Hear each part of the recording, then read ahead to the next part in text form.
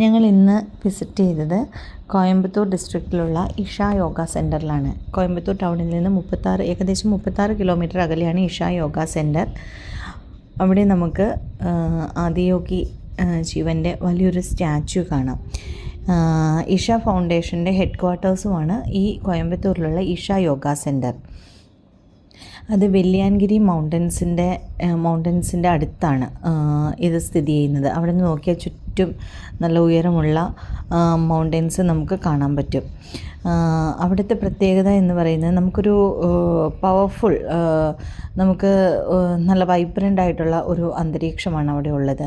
യോഗ ചെയ്യാനും മെഡിറ്റേഷൻ അങ്ങനെയുള്ള കാര്യങ്ങൾക്കെല്ലാം വളരെ കാം ആൻഡ് ക്വയറ്റ് ആയിട്ടുള്ളൊരു സ്ഥലമാണ്. ചെല്ലുമ്പോൾ തന്നെ ഈ ശിവൻ്റെ സ്റ്റാച്ചു ആണ് നമ്മൾ കാണുന്നത്. ആ ശിവൻ്റെ സ്റ്റാച്ചു കഴിഞ്ഞ ശേഷം നമ്മൾ പുറകോട്ട് പോയി കഴിയുമ്പോഴത്തേക്കും ഏക്കർ കണക്കിന് സ്ഥലത്താണ് ഇത് സ്ഥിതി ചെയ്യുന്നത്.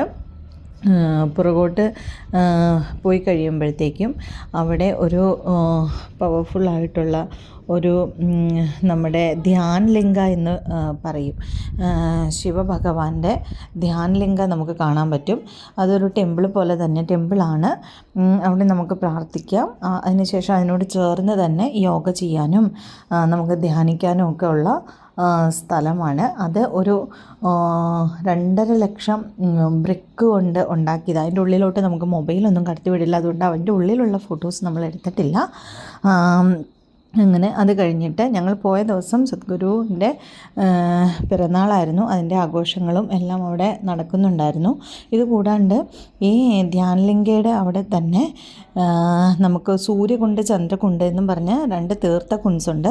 അവിടെ സൂര്യകുണ്ടിൽ പുരുഷന്മാർക്കും ചന്ദ്രകുണ്ടിൽ സ്ത്രീകൾക്കും സ്നാനം ചെയ്യാൻ പറ്റും.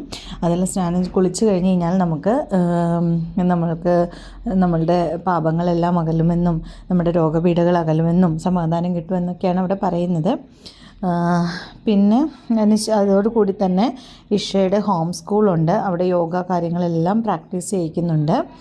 അങ്ങനെ വളരെ ഒരു സുന്ദരമായൊരു അന്തരീക്ഷം ആണ് നമുക്ക് യോഗ സെൻറ്ററിൽ നിന്ന് കിട്ടുന്നത്.